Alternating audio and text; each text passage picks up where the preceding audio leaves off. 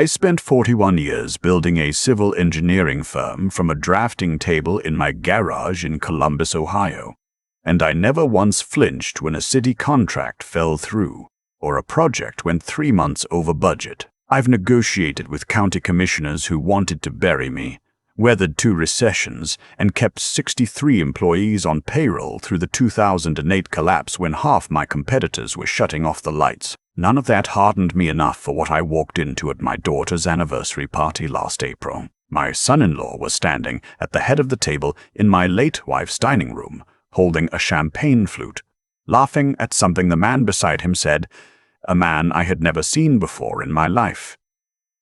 A man who, I would learn in the next 4 minutes, my daughter had been seeing for 8 months. He had his hand resting on the back of her chair. She was smiling. Not at me when I walked in, at him. I set my jacket over the arm of the sofa and stood there for what felt like a very long time. It was probably 10 seconds. Then I walked back out. My daughter called me 11 times before I reached my car. Let me back up, because the way things look in the moment is never the whole story. My name is not important. What matters is that I am 63 years old. I grew up in a 2-bedroom house in Dayton with a father who worked the line at a GM plant and a mother who kept the books for a dry cleaner, and I built something from that. Not a fortune by any headline standard, but the firm, Hartwell & Associates, though there were never any associates, just me and eventually a team, was worth a little over $4 million when I sold my stake 2 years ago. Enough. More than enough. My wife, Helen, died 6 years ago. Ovarian cancer, 14 months from diagnosis to the end. She was the kind of woman who apologized to the nurses when her pain medication made her irritable. I never fully recovered from that, and I'll say so plainly, because I think it matters to what came after. My daughter. I'll call her my daughter throughout this, because that's what she is, and names don't change anything. Married her husband 11 years ago. I'll call him my son-in-law. He's an orthodontist, successful enough, careful with money. Not warm exactly, but steady. Helen had liked him. That had been enough for me. The anniversary party was his idea. He'd told me over the phone 2 weeks before, their 11th year. He wanted to do something at the house they'd bought in Powell, the suburb north of Columbus where the school ratings are high and the driveways are long. He asked if I'd come early to help set up. I said of course. What I didn't know, driving up that Saturday afternoon with a bottle of Barolo I'd been saving, was that my son-in-law had already moved his things to a hotel 3 days earlier. What I didn't know was that the man whose car was parked in the second bay of the garage, a silver Audi with Arizona plates, had driven up from Scottsdale. What I didn't know was that my daughter had been coordinating this gathering, not as an anniversary celebration, but as something else entirely. A soft introduction. A fait accompli dressed in white linens and catered hors d'oeuvres. I found out in 4 minutes.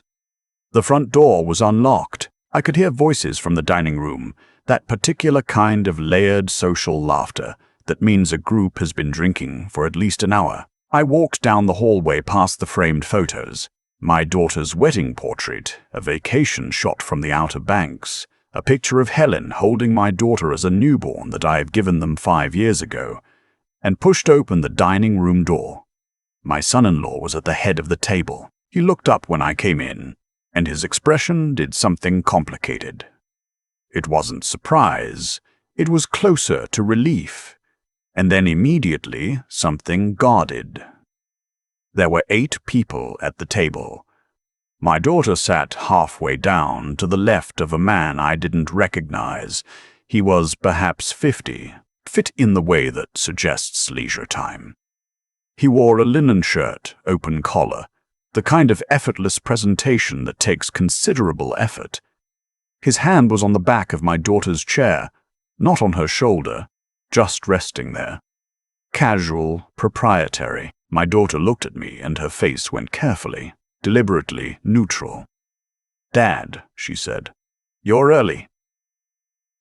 I wasn't early. I was exactly on time. She knew that.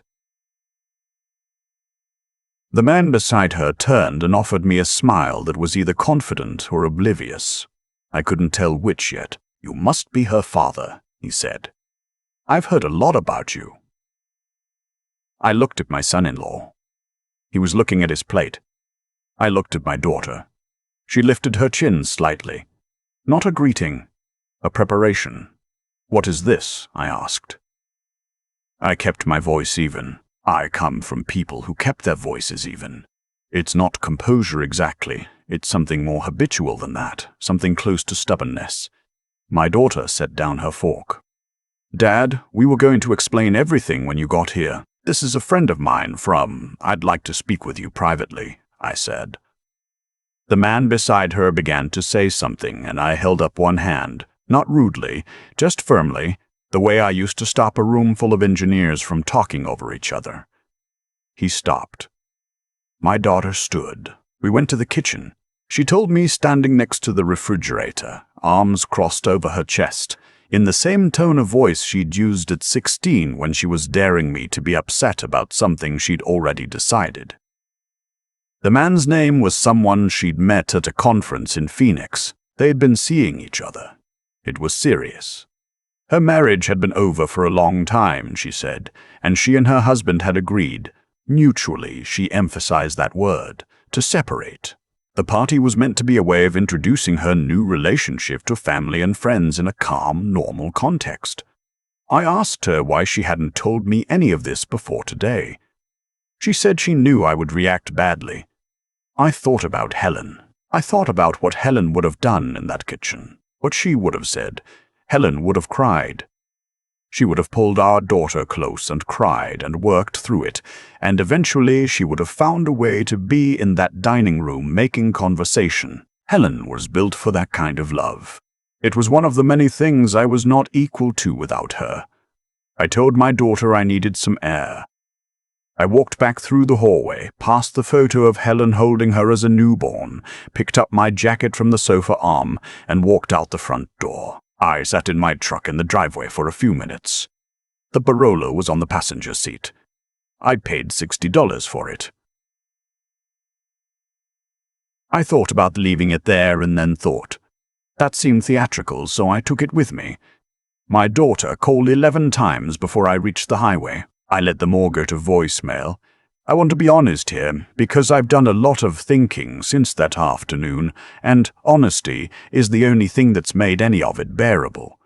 My son-in-law had called me 3 weeks before the party. He said he wanted to talk, and I said I was in the middle of something and I'd call him back. I never did. I told myself it was because we weren't close in that particular way. That he had his own family. That he was more formal than I was comfortable with. Looking back, I think he was trying to warn me. I think he wanted me to know before I walked in cold. I didn't give him the chance. My daughter is 40 years old. She and her husband had been struggling, she told me later, for much longer than 8 months. 3 years of counseling. One separation she never told me about. I don't know if I would have seen it if I'd been paying closer attention, or if I simply hadn't wanted to look. When Helen died, I think some part of me sealed off in a way I never fully examined. I showed up. I was present in the measurable ways.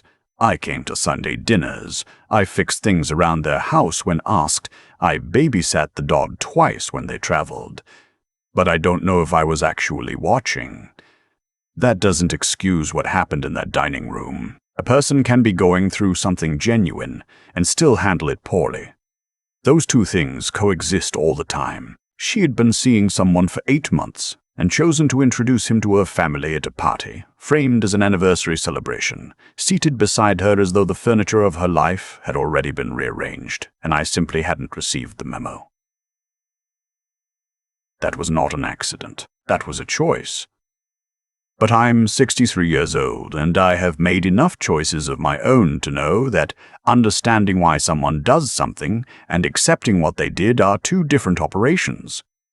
You can do both at the same time, or neither, or one without the other. I was working on figuring out which order I needed to go in. I drove home and sat in my kitchen and did not eat dinner. I had a glass of the Barolo. Then another.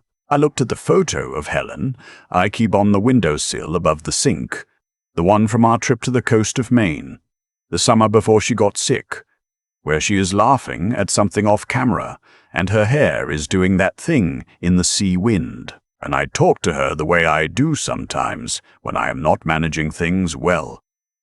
I told her I didn't know what to do. She didn't answer, because she couldn't. That is the specific and unending cruelty of losing someone who would have known exactly what to say. My son-in-law called the next morning, not my daughter, him. I answered. He was quiet on the phone in a way I'd come to read as his version of collecting himself. He asked if I was all right. I told him I was fine. He said he wasn't sure that was true for either of us. I told him that was probably fair. He explained what my daughter had told me, but from his side, and the shape of it was different. The separation had been his idea first. He'd been the one to suggest the counseling, and then the one who finally admitted the counseling wasn't reaching the root of anything. He wasn't angry at her, he said. He'd thought they were two people who had grown into different kinds of lives, and neither of them had noticed until the distance was too large to comfortably cross. He didn't know about the man from Phoenix until 6 weeks ago. He was still working out what he felt about that part. I asked him why he hadn't told me any of this. He was quiet for a moment. He said he figured it wasn't his place to tell me things about my daughter's marriage before she told me herself. He said he had tried before the party. I told him I knew. I told him I was sorry I hadn't called him back. That cost me something to say, and I meant every word of it. We talked for a long time that morning, longer than we'd spoken in years. He told me about his own father, who he'd lost 2 years after Helen, and how he'd been managing that alone in ways he hadn't fully admitted to anyone. I told him about the first year after Helen, which I had also managed largely alone. We talked the way men of a certain generation talk when they finally start talking, which is carefully and indirectly and with long pauses that do a lot of work. By the end of the call, I understood something I hadn't understood before. My son-in-law was not my adversary. My son-in-law was a 60-year-old man whose marriage had ended and whose father-in-law had walked out of the last gathering they'd all attended together. And he was calling me the next morning to make sure I was all right. That's the kind of character you don't manufacture. Either a person has it, or they don't. The man from Phoenix made his own move about 2 weeks after the party. My daughter called to tell me he wanted to meet. Properly, she said. Over coffee or a meal. She framed it as something she was hoping for, something she thought would help everyone move forward. I told her I appreciated that, and that I needed some time. She called again 4 days later. And again, 3 days after that.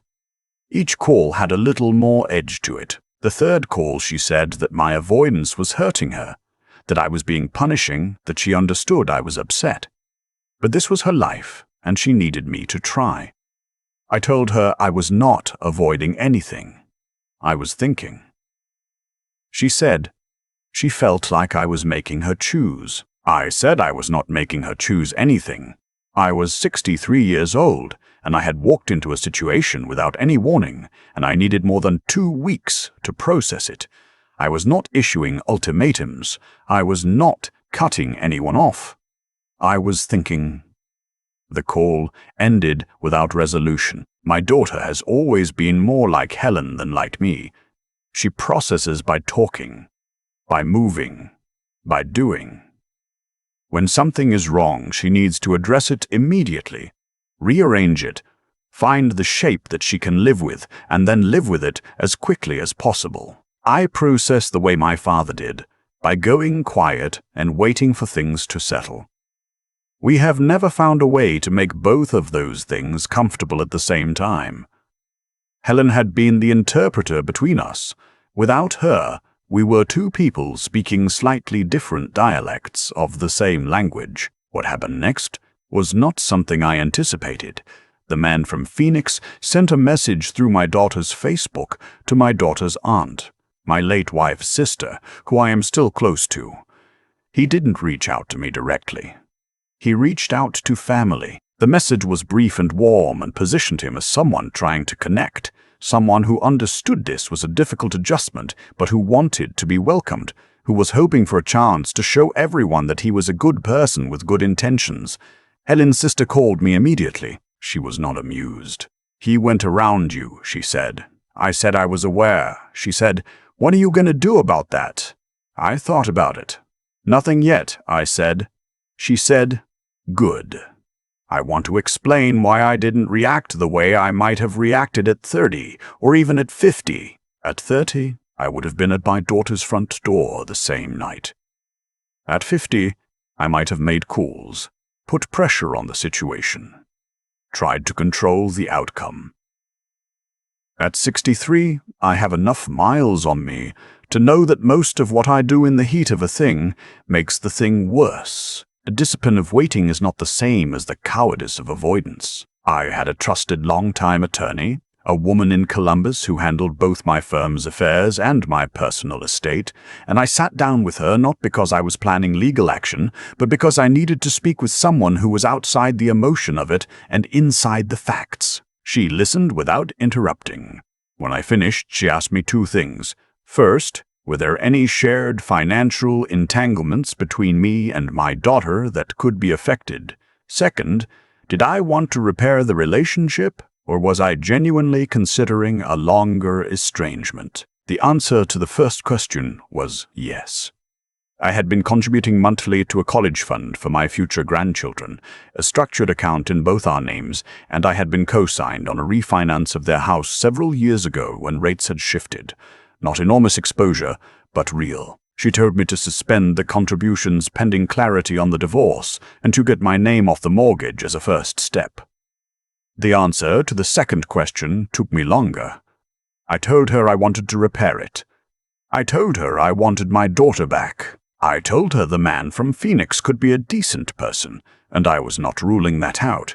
But I needed to arrive at that conclusion on my own timetable, not be guided into it by someone who had been in my family's life for 8 months and was already working the edges of my wife's extended family. She nodded. She said that was clear. She said the best thing I could do was to say that directly to my daughter. I asked my daughter to meet me for breakfast, just the two of us. A diner I'd been going to for 30 years on the east side of Columbus, Corner Booth. The kind of place where the coffee comes without asking, and nobody hurries you. She came in looking braced, the way she used to look when she was a teenager, and she'd decided whatever I had to say, she was going to hold her ground regardless. I recognized it from a very long time ago. I loved her, and it made me tired. I let her order. I let her settle. Then I told her the truth. I told her I was not angry about the divorce. Marriages end. I had watched enough of my friends go through it over the years to know that no one from the outside ever sees the whole picture, and I was not fool enough to think I could judge a thing I hadn't been inside. I told her I hoped she and her husband could manage the separation with decency, and that from the conversation I'd had with him, I believed they would. I told her what I was struggling with was the way I found out. Not the fact of it, but the staging of it. The party framed as an anniversary celebration, the man from Phoenix already at the table. The assumption that presenting it as an established fact would move everyone past the difficulty of the transition faster than honesty would have. I told her that felt like a choice made at my expense, and at her husband's expense, and I needed her to understand that I saw it clearly. She started to speak, and I asked her to let me finish. I told her the business with Helen's sister bothered me, that reaching around me to make inroads with extended family before I had agreed to anything was a pressure tactic, even if no one had named it that. I told her I didn't know if that was her decision or his, but if it was his, I needed to know he understood that I was not a flank to be managed. Then I stopped talking and let her respond. She was quiet for a while, long enough that I drank half my coffee. She said she knew. She said the party had been a mistake, and she had known it at the time and had let herself believe it was the easier path, because she was afraid of exactly the conversation we were having now. She said she was sorry for that, She said the business with her aunt had been his idea and she had allowed it because she was tired of being in the middle, and she was wrong to allow it. I asked her how long she had been unhappy. She thought about it. She said maybe 5 years, maybe longer. She said she had never said so because she was afraid of disappointing me and afraid of what it would mean about choices she had made that she couldn't undo. I told her disappointing me was not the worst thing she could do. Letting a thing fester until it had to explode at a dinner table was worse. She smiled a little at that. It looked like Helen. I told her I wasn't ready to meet him yet. I told her I wasn't saying no.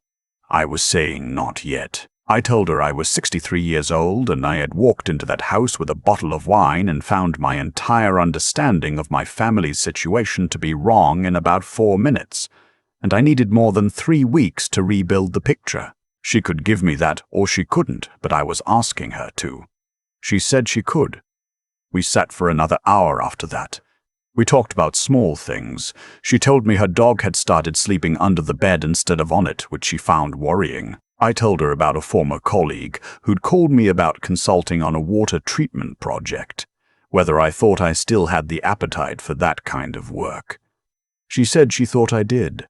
She said she thought it would be good for me. It was the first conversation we'd had in a long time that didn't require anything from either of us except to be present.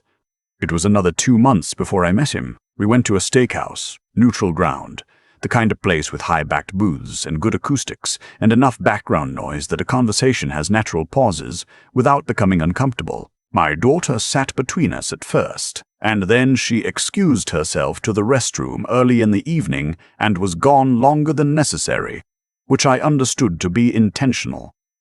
He was direct. I appreciated that. He didn't perform. He didn't come in with a speech or with excessive effort. He talked about his work. He was a project manager for a renewable energy company, which I found I had things to say about from my own years in civil engineering. He asked questions and listened to the answers. He didn't try to fill every silence. At one point he said simply that he understood I'd had no warning, and that was his fault as much as anyone's. He said he pushed for the party format because he was nervous about the alternative, about sitting across from me in a room like this one and having me decide without any context that he was a problem to be resolved. He said that had been a coward's calculation and he'd regretted it since. I told him I was still working on my opinion of him. He said that was fair. I told him that what he'd done with my wife's sister had sat badly with me. He said he knew. He said he had a habit of trying to solve things from the edges when direct routes felt closed off, and that he recognized it as a flaw, and that he was sorry for it. I told him I'd keep my opinion to myself for the time being, but that I was here, and that was something. He said he knew that too. My daughter came back from the restroom with red eyes. She was pretending weren't red. We ordered dessert and talked about a renovation she was considering and whether the Columbus housing market made it worth the investment, and I gave my opinion at length, which is apparently something I'm still good at. By the end of the evening, I didn't have a conclusion. I didn't need one. I was an engineer for 40 years. I know better than most people that you don't assess a structure by looking at it for 1 hour on a single evening in good weather. You come back. You watch how it handles load. You give it time. That was 6 months ago. My daughter and her husband finalized the divorce in the fall. It was managed, on both sides, with a kind of quiet dignity that I think Helen would have recognized. He and I still talk occasionally. Not often, but when we do it means something. He's seeing someone himself now, he mentioned recently. He sounded lighter than he had in years. My daughter is moving to Phoenix in the spring. I sat with that for a while when she told me. Ohio to Arizona is not nothing. It's a different time zone, a different kind of heat, a different life at a distance I'm not accustomed to. I told her I understood. I told her I'd visit. She said she was going to hold me to that. The man from Phoenix. I still think of him that way, though I've used his name enough times now that I could write it here, has been consistent. No grand gestures, no working the edges of my family, He's been present in the ways that matter, and absent in the ways that also matter, which is the most useful kind of respect a person in his position can offer. I don't know yet if he will be someone I'm close to, but I've stopped assuming he won't be. What I've learned at 63, after 1 year of loss, followed by 6 years of rebuilding, followed by one afternoon at a dinner table that rearranged everything again, is that the version of your life you're carrying in your head is never quite the same as the one your family is living inside. That's not blame. That's just the distance between people. Even people who love each other. Even people doing their best. Helen would have known that intuitively. She'd been built for that kind of knowing. I'm still learning it. I figure I have enough years left to keep trying. And if you've ever sat in your car in a driveway with a bottle of wine you brought for a party you'd already walked out of, trying to figure out what to do next, I just want to say that walking out isn't the end of the story. Sometimes it's just the moment the story finally gets honest. Leave a comment and tell me where you're watching from. I read everyone. I keep thinking about that bottle of Barolo sitting on my passenger seat while I drove away. $60.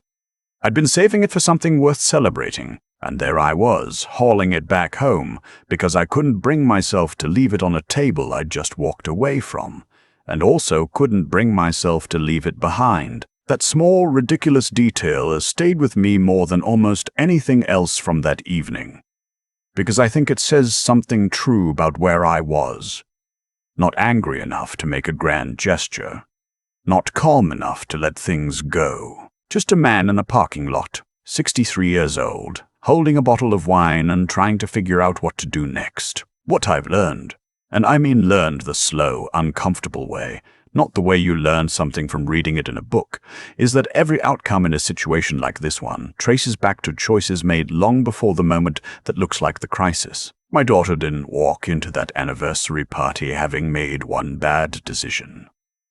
She walked in carrying 5 years of silence. She'd been afraid to disappoint me, so she said nothing. I'd been absent in ways I hadn't examined, so I didn't ask. Her husband had tried to warn me 3 weeks before, and I hadn't called him back because I told myself it wasn't urgent. Every one of those small choices compounded into that dining room, that table, that man with his hand on the back of my daughter's chair. The collision was loud. The causes were quiet. That's how consequences work. They don't announce themselves in advance. They arrive at dinner parties. What I'm most grateful for, looking back, is that I didn't let my first reaction be my final one. Walking out was the right thing in that moment. I wasn't in a condition to be reasonable in that room, and I knew it. But staying, walked out, would have been the wrong thing. There's a difference between protecting your dignity and building a wall out of it. I've watched men my age do the second thing. I've watched them turn a wound into an identity and call it strength. That's not strength. That's just a longer kind of losing. The honest version of strength, as best as I can describe it, is 3 things that work together. It's the decency to stay fair even when you've been treated unfairly. I had to extend that to my daughter, to her husband, eventually to a man I hadn't chosen and didn't know. It's the clear-headedness to separate what's actually happening from what you're afraid is happening. And those 2 things are not always the same, especially when you're grieving, which I still am, 6 years on. And it's the willingness to keep going when keeping going costs you something. To call your son-in-law back. To ask your daughter to breakfast. To show up to a steakhouse and sit across from a stranger and give him a fair hour of your time. None of that felt good in the moment. All of it was worth doing. Helen would have known all of this instinctively. I'm still working it out one conversation at a time, but at 63 I've stopped apologizing for being slow. Slow and right is better than fast and wrong. I've got the receipts on that.